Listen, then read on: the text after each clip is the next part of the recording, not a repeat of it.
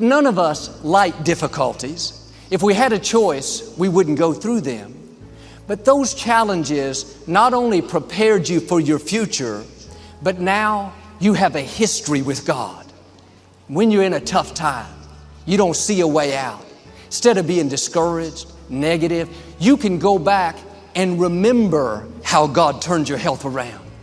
Remember how He gave you that baby when the specialist said you couldn't have a child.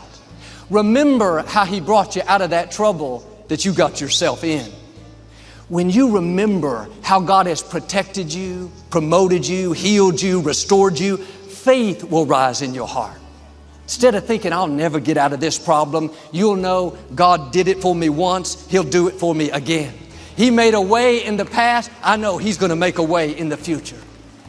Don't complain about the problem. It's not random. You're going to need that victory in the future. God is taking you from glory to glory. When you come through this challenge, that victory will be the fuel you use that gets you to the next level of glory. This is what happened with the Israelites. They were up against huge armies, people that were stronger, had more equipment, more skill. The Israelites had just come out of slavery. They had no military training, no weapons. They were just trying to survive out in the desert. And they were headed toward the promised land, but they had all these enemies to overcome. They were very discouraged, didn't know how they could do it. And God said to them in Deuteronomy 7, you may think, how can we conquer these nations that are much stronger than us? But don't be afraid, just remember what God did to Pharaoh. You saw with your own eyes the miraculous signs and the amazing power God used to bring you out. God was saying, when it looks impossible, you don't see a way out, the way to stay encouraged, the way to keep your hopes up is just remember what God has done. Like the Israelites, every one of you has seen with your own eyes times where God made a way. You thought you were stuck, but God opened a door, caused somebody to be good to you. Or you lost a loved one. You didn't think you'd ever be happy again, but God lifted you out of that pit. He turned your mourning into dancing. When you face tough times, your dream looks impossible. Every voice says it's never going to happen. Just remember. Go back and replay your victories. Relive the times God made a way.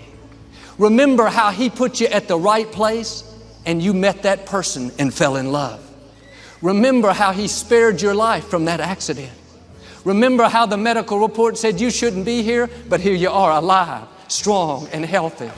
If you're going to overcome those obstacles, you're going to reach your highest potential, you have to learn to just remember. When you're constantly thinking about God's goodness, how He's protected you, vindicated you, promoted you, not only will faith rise in your heart, but it's that attitude of expectancy that allows God to do great things. And on a regular basis, we should go back over the major victories in our life. Remember the day your children were born. That was a great miracle.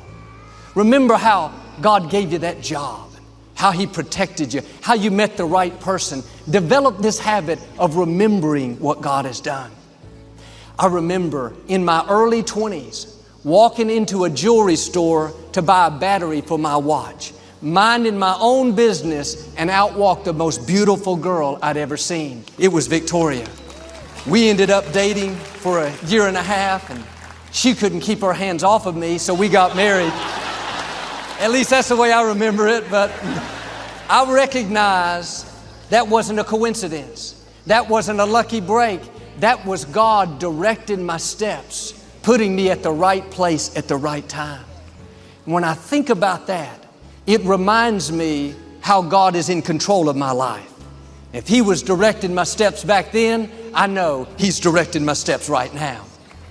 The Apostle Paul talks about in the Scripture the mercies of God, not singular, but plural. Every one of us has experienced some of these mercies. Walking into the jewelry store that day, that was one of the mercies of God. When I was first married, I was driving on the freeway during a big rainstorm. I lost control of my car and started spinning around and around, crossing the different lanes of the freeway. At one point I looked up and this 18-wheeler was coming right at me. I was going the wrong direction. We were so close, I felt like I could touch his front grill. And I thought, boy, that's it. I'm done. All I could say was, Jesus. When you're in trouble, you don't have to pray long. Some of you would have said something else, but we won't talk about that. Somehow, that big truck missed me. The driver pulled over. He came up to my window. His eyes were this big. He said, I can't believe I didn't run over you. But at the last second, a big gust of wind blew my truck into the other lane. He said it was the wind. I know it was the mercies of God. When our son Jonathan was a little boy, less than a year old, we were on a boat with some friends, and he was in the baby carrier, and we'd set it on the bench there in the boat. As we were traveling along, something whispered to Victoria, go hold on to your son. She walked over and held on to the baby carrier. About 30 seconds later, the boat hit a huge wave. Everything that wasn't tied down went flying overboard. He too would have been thrown into the water if not for the mercies of God. Many of you can say like me, you wouldn't be alive if it wasn't for God's mercy. Some of the things you've done, the crowd you used to run with, the drugs, the alcohol, that should have taken you out. But God showed you some of His mercies, not once, but again and again. Maybe you shouldn't have that position that you're in. You weren't the most qualified, but the mercies of God gave it to you. Or perhaps that sickness said it was going to be the end, but the mercies of God said, this is not your time. When you recognize what God has done, you don't take for granted that all through your life, it's been His hand getting you to where you are. Then it's easy to honor God. It's easy to be grateful. It's easy to serve, to give, to help others. You realize where you are in life is because of the mercies of God. You know you're driving a mercy car. You're living in a mercy house. You're working at a mercy job. You didn't just marry over your head, you married mercy. Maybe you should have had a nervous breakdown, but mercy showed up. You should be depressed, but mercy turned you around. You could be in prison, but mercy kept you out. Or you tried to take your life, mercy kept you alive. Mercy gave you that baby. Mercy gave you that idea. Mercy opened that door. Don't take it for granted. Keep it on the forefront of your mind. You're not just lucky. You don't just keep beating the odds. It's the mercies of God. In fact, the reason you're still here, the reason that truck couldn't run over you, the reason those drugs couldn't kill you, the reason the sickness couldn't take you out is because God has a destiny for you to fulfill. He has an assignment for you to accomplish. His mercies are never going to give up on you. His calling is irrevocable. He chose you before you could choose Him. You might as well recognize you're a marked man, a marked woman. The Creator of the universe has His hand on your life. The sooner you surrender your will to His, the better off you're going to be. You're not giving up anything. You're gaining purpose, destiny, a life that He's designed, a life more rewarding than you ever imagined. David said, if it had not been for the goodness of God, where would I be?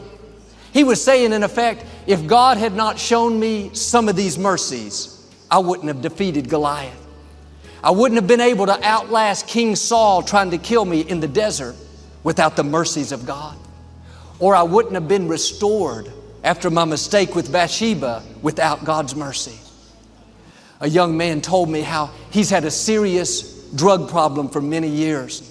The other day he was out partying with some friends and accidentally got all these different kinds of drugs mixed up.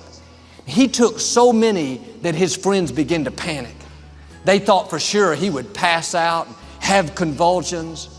But those drugs had no effect on him. It was like they had lost all their power.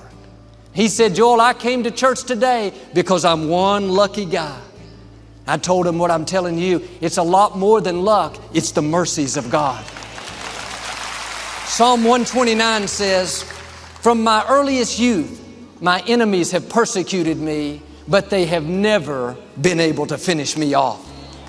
Sometimes you need to just thank God that you're still here. Cancer couldn't finish you off. Depression couldn't finish you off. That divorce, the legal problem, the bankruptcy couldn't finish you off. The person talking about you, the haters, the critics, the naysayers, they tried to push you down, make you look bad. They did their best, but their best was not enough. You're still standing. You're still strong. You still got a smile.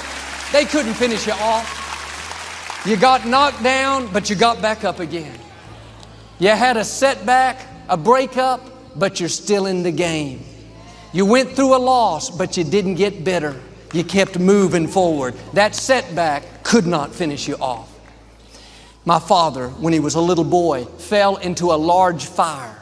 That fire should have taken his life, but the fire could not finish him off. He was raised during the Great Depression with nothing, but poverty could not finish him off. His first marriage as a young man didn't make it. He was told he could never be in ministry, but divorce couldn't finish him off. Years later, some people turned on him, asked him to leave his church, but betrayal couldn't finish him off. He had high blood pressure most of his life. That couldn't finish him off. Had to raise my brother Paul. That came very, very close. What am I saying? God has the final say. People can't finish you off. A bad break, betrayal, rejection, sickness. When the enemy comes in like a flood, the scripture says God raises up a barrier.